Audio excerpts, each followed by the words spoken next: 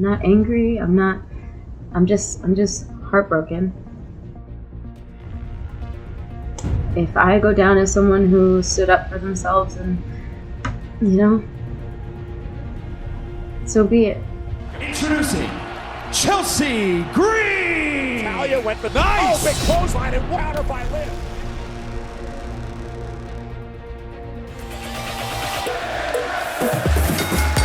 Welcome everyone to Ring the Bell, this is DS. And I am your dad bod demigod. My name's Joey Mayberry. And I am the interdimensional She-Ro, Moxie Molly. And welcome to our news and rumor episode. Okay, Chelsea Green. Oh my god, heartbreaking, yeah. So Chelsea Green made her Smackdown debut participating in the Fatal 4-Way Survivor Series participant qualifying match we've been seeing for last 3-4 weeks, right? Yeah, that's kind of like the new WWE MO is let's just give them the same exact thing for like 4 weeks and call it storyline progression. Okay, I want to talk about this like really briefly, but Carmella coming out in the same gear, doing the same exact thing was like, wait a minute, I feel like I watched this last week. Basically what happened during the Fatal 4 match is Chelsea Green got injured. She broke her wrist. She's getting surgery right now. So this is what she tweeted yesterday. She tweeted, just like the rest of my career, I couldn't have an easy debut. That just wouldn't be fit for my wild journey. I'm headed into surgery now. I'm beyond devastated, but so excited to be part of WWE Team Smackdown when I get back. And what she's talking about here, that just like the rest of her career, is that when she debuted on NXT on a live show, she actually broke her wrist. Back in 2019. So this is kind of like a redo of everything that happened. When she tweeted the photo of her x-ray from last night,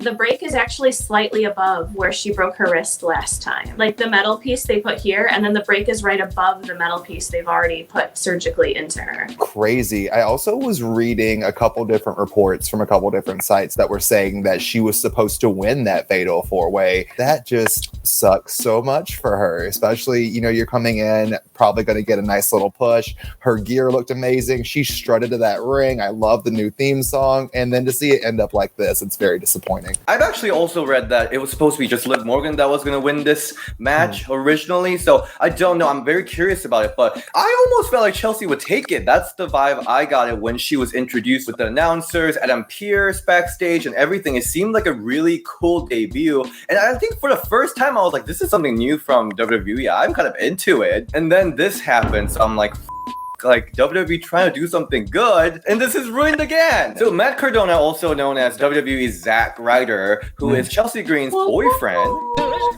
he tweeted out saying, excuse me? That's his thing. Is it still doing that? No, but I do. I don't think so. So he tweeted out, Chelsea's a fighter and she will come back again and be the star that she is destined to be. I love you. So it's a very supportive message. But he also wrote the whole thing about how her adventure through WWE has been like a whole roller coaster because she was told no by WWE and then she got hired. She did nothing in NXT to finally get an NXT match, breaking her wrist and getting a surgery, rehabbing, coming back, still doing nothing, getting called up. Do you remember all this happening to Chelsea Green? It's kind of crazy. It's nuts because I was thinking when she debuted and was walking down the ramp, they were trying to like really hype up who Chelsea Green was. And I was like, y'all kept her off TV, whether it's injury or just keeping her off TV for so long that the fans haven't had too much time to really get to know her unless they go online and seek out, what she's done in the past. Chelsea is a phenomenal and lovely talent. And I think she's a phenomenal talent. We loved her in the Robert Stone brand, and then just abruptly that was stripped from her. You're fired. In Matt Cardona's status, it also mentions how she was supposed to debut on the main roster. It was a pre-taped show, but that got cut, and I'm sure it was stellar. I'm really a fan of Chelsea Green. I even loved her on Lucha Underground. She's what I feel like they kind of need a breakthrough talent right now. And it just really sucks this is happening to her. And I totally agree with his sentiment that she's a fighter and she'll come back, and hopefully she'll come back bigger and better. Just her whole story, I think there's so much more we could like sift through about how the talent is being treated right now, but also how we really, really need to make sure we're taking care of our bodies. But I just wish her the best. I can't wait to see her back. I think she's great. Her tutu that she wears out to the ring is like the entire mood. If I wrestle, I would wear that. It's because it's so amazing. And she is such a star. We all remember her like hot mess days back in Impact. It was so amazing. Her match in All In was amazing. So we are all just waiting for her to show that greatness on WWE. Let's get this girl a ring the bell wrist guard for when she returns, because we do not need her to keep breaking the same wrist over and over and over again. Let's move to another sad news. Zelina Vega was released Friday night before Smackdown. We saw on Friday Zelina tweeting out, "I support unionization." And shortly after that, we got the news that Zelina Vega was released from WWE, and this was a huge shock to everyone. You said sad news. That's infuriating news. I wasn't sad when I saw that she was released, and then when I saw her message about unionization, that only made me madder. This isn't like, oh no, something happened and she has to leave or she got injured. They're firing her because she stood her ground and wanted to keep her third-party platform and fight for, unionization, worker rights, all the stuff that they should be getting anyway. This whole WWE situation with third-party platforms is just driving me nuts, because either you're an independent contractor or you're not. They need to pick one or the other. It was literally just like, what the beep? When I read it, I was like, oh my gosh. This isn't about them protecting their brand or breaking kayfabe or anything like this. This is a huge corporation making sure they're getting their cut of what talent is doing outside. All she wants is a better life for the people participating in the business she loves. And I think that's really all anybody wants in any business and most of our country right now. We just want a better life. And I'm so angry. I could go on and on about this. And shout out to Andrew Yang already picking up on this and like attacking WWE about it. I'm just going to be candid and just like, we don't know, but we have a good idea. And there's the whole trying to make it work for everybody stage that we're in right now. And we're hoping that there is some kind of middle ground. Is there? There may not be.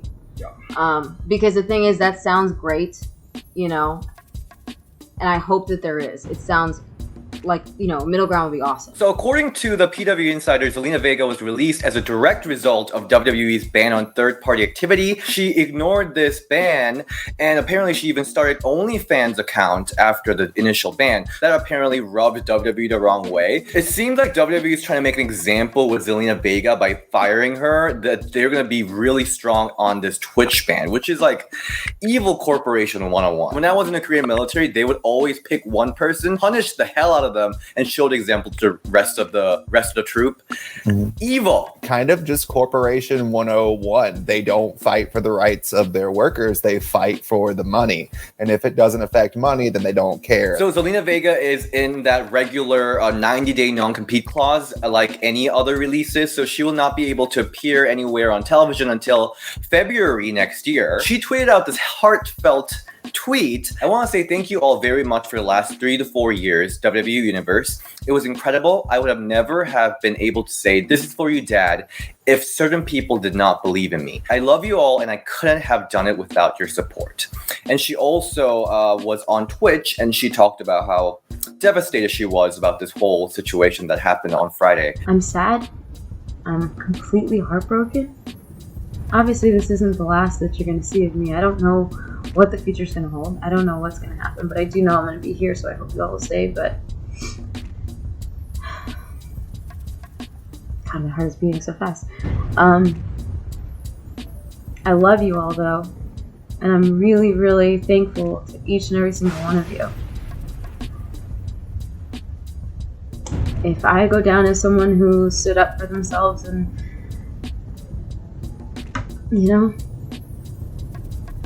so be it. But I'm still thankful, and I'm not angry. I'm just heartbroken.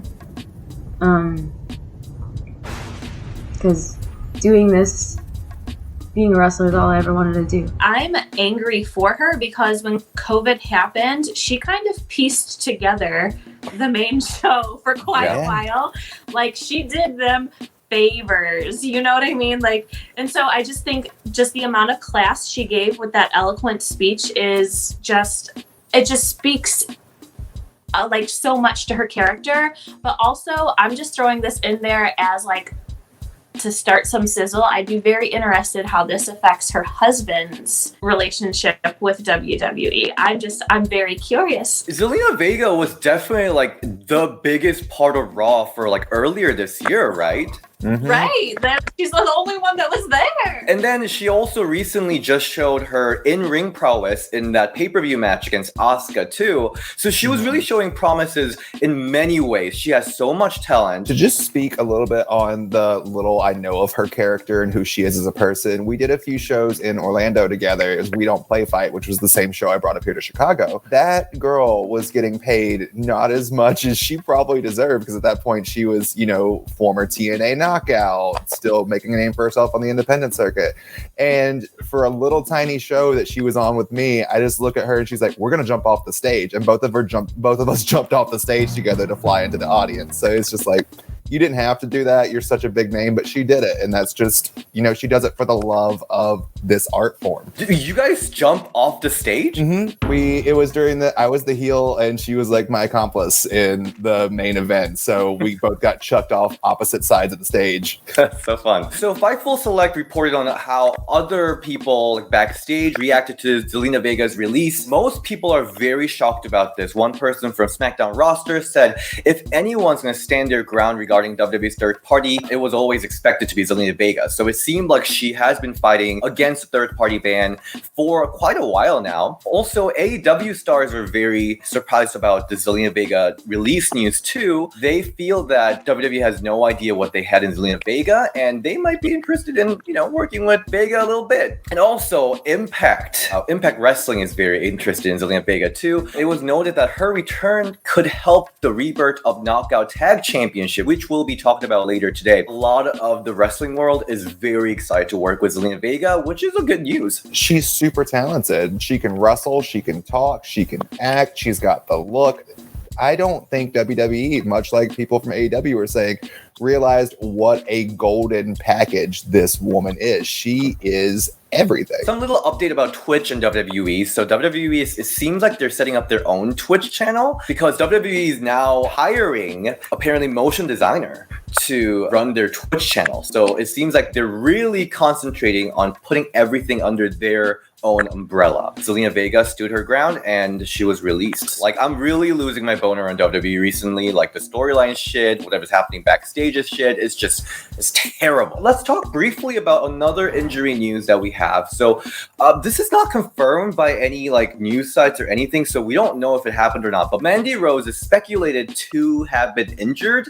Again, this is not confirmed by any like news sites, but we saw on Monday Night Raw, Mandy Rose landed awkwardly on the apron when she was thrown out by Nia Jax, and she was like clutching her shoulder, and she was apparently taken out by officials. It just adds that Nia Jax has some history of injuring other wrestlers. That's not how you injure another person. Getting thrown out of the ring is completely on control of you. Like, the other person is throwing you, but you control your own body. So when you're going to that rope and you plant that hand and go over, that's just what happened. It was just her, you know, she didn't have that plant right. And I think that's just kind of, you tweak your arm. That's wrestling 101. When you go to wrestling training, is you get taught how to go out of the ropes. You do drills on end, hours and hours of drills of getting thrown out of the ropes or throwing yourself out of the ropes. So like Nia with Becky, that's something Becky couldn't avoid. There was a big fist coming at her face. But when you are being thrown out of the ring, that is on you. So if Mandy Rose is injured, it's just her lack of,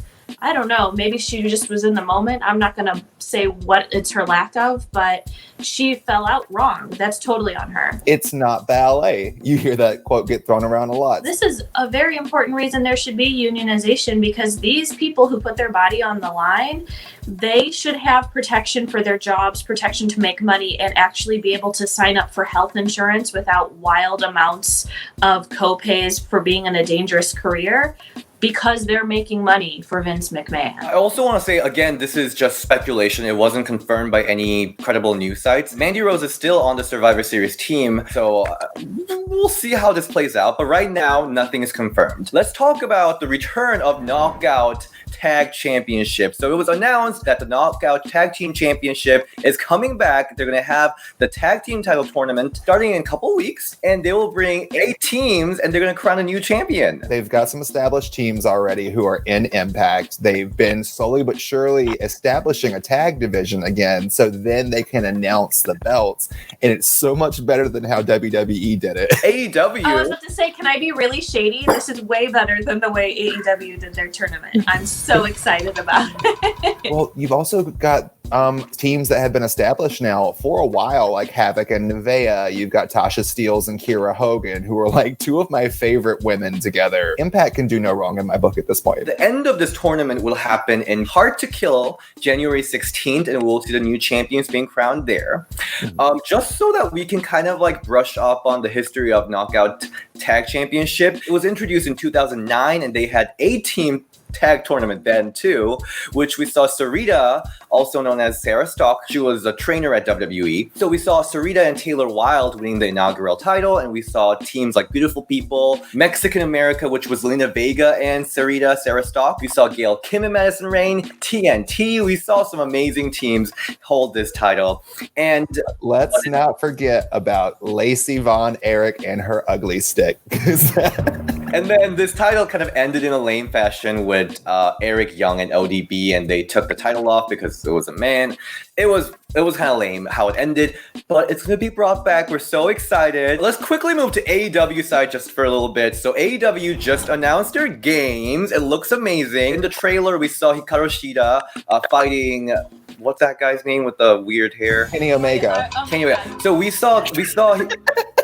Sorry, it just hit me. We saw in the trailer Hikaru Shida go against Kenny Omega, which it looks pretty awesome. Did you guys see the trailer? God, with the weird hair. I did see the trailer. It looks amazing, but I'm very skeptical about wrestling games always. Any worse than 2K Battleground. 2K Battleground I'm so mad at that game. If this video game comes out and it's better orchestrated than AEW's women division, I'm going to be angry. So right now there is no release date announced for it, but it seems cool. I'm gonna play it when it comes out, so we'll get ready for that. We saw some really cool signing that happened in AEW recently, and it was Jade Cargill who debuted on AEW Dynamite, interrupting Cody Rhodes, and it was like an explosive segment. My name is Jade Cargill, and I'm the total package, baby.